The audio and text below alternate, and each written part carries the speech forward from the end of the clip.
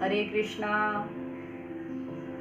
पहले हमने कुछ भ्रांतियों के विषय में बात की थी। उन्हीं में से कुछ भ्रांतियां ऐसी हैं जो शास्त्रों के विषय में हमारे समाज में फैली हुई हैं। प्रतिवर्ष इस्कॉन के भक्त दिसंबर के महीने में किताबों का वितरण संपूर्ण भारतवर्ष में करते हैं। एक बार मुझे भी यह अवसर प्राप्त हुआ। भगवद गीता दिखाते हुए मैंने एक महिला से उसे खरीदने का आग्रह किया। वह मुझे अनदेखा करके आगे चली गई। फिर मैंने दोबारा से उनसे विनम्र निवेदन किया कि आप भगवद गीता खरीद लीजिए। इस बार उन्होंने भगवद गीता न खरीदने का कारण मुझे बताया। उन्होंने कहा आज उन्होंने नॉनवेज खाया है, इसलिए भगवद गीता को दूर रखो। मैंने कहा ठीक है। फिर उन्होंने बताया कि भगवद गीता को घर पर नहीं रखना चाहिए। मैं सुनकर हैरान थी। मैंने पूछा क्यों नहीं रखना चाहिए? उन्होंने बताया कि भगवद गीता महाभारत का हिस्सा है। इसको घर में रखने से घर में युद्ध जैसा माहौल रहता है। मैंने पूछा क्या आपके घर में कौरव और पांडव हैं? वह सुनकर हंसने लगी। मैंने पूछा आपके घर में रामायण है? उन्होंने कहा हाँ है। तब मैंने कहा कि युद्ध तो रामायण में भी हुआ था, राम और रावण का युद्ध, जो अधर्म पर धर्म की विजय का प्रतीक है। और महाभारत में जो युद्ध हुआ वह भी अधर्म पर धर्म की विजय का प्रतीक है। जब दोनों में ही युद्ध हुआ धर्म के लिए, तो फिर एक शुभ और एक अशुभ कैसे हुआ?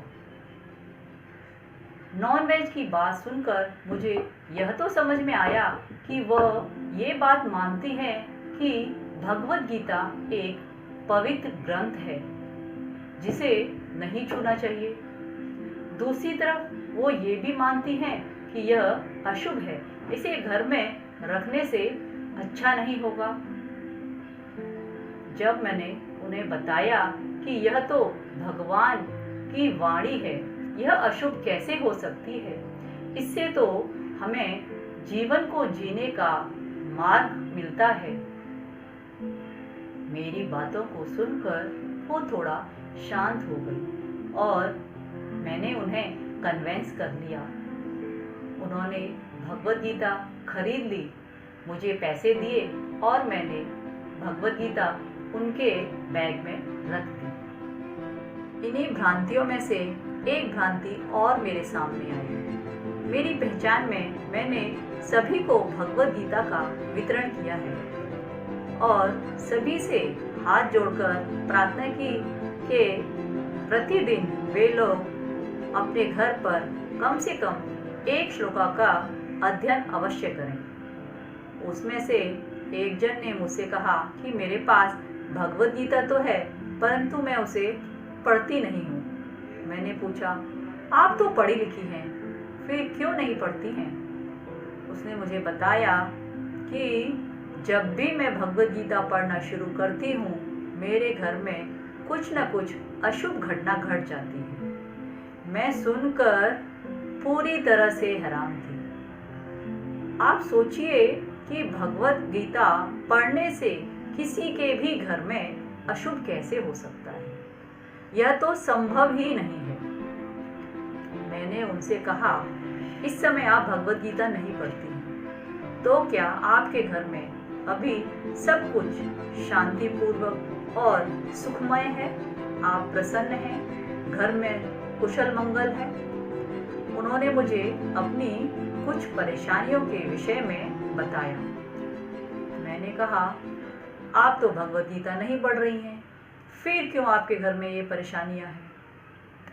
मैंने उनको समझाया कि हमारे जीवन में जो भी कष्ट आते हैं उनका कारण हम स्वयं हैं, भगवान नहीं हैं। शास्त्र तो हमारा मार्गदर्शन करते हैं, हमें जीना सिखाते हैं, हमें बताते हैं धर्म के अनुसार किस तरह अपने जीवन को जीना है और भगवान की भक्ति करके भगवान के धाम वापस लौट जाना है। भगवद गीता को पढ़कर किसी का भी अशुभ नहीं हो सकता।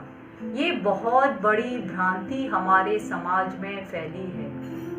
कृपया इस भ्रांति को दूर करिए। अपने मन में जो भी शंकाएं हैं उन्हें निकालिए। भगवद गीता पढ़िए, स्वयं पढ़िए, अपने बच्चों को पढ़ाइए। भगवद गीता में भगवान के कहे हुए वचन हैं जो भगवान ने अर्जुन को कहे थे। अर्जुन जो बहुत ज्ञानी थे, भगवान के परम भक्त थे और भगवान के मित्र भी थे।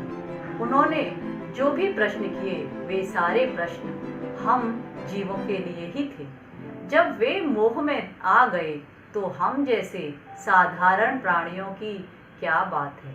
हम तो हर समय ही मोह में रहते हैं, तो हमें भगवद गीता की अधिक आवश्यकता है। हम सभी को भगवद गीता जरूर पढ़नी चाहिए। ये सब सुनकर उनका भ्रम दूर हुआ और उन्होंने भगवद गीता पढ़ना शुरू किया। एक जन ने कहा, मेरे घर में भगवद गीता है, मैं उसको साफ करती हूँ लेकिन पढ़ती नहीं हूँ। मैंने कहा, कोई बात नहीं, आप प्रतिदिन कपड़े से उसे साफ करिए, उसे उठाइए।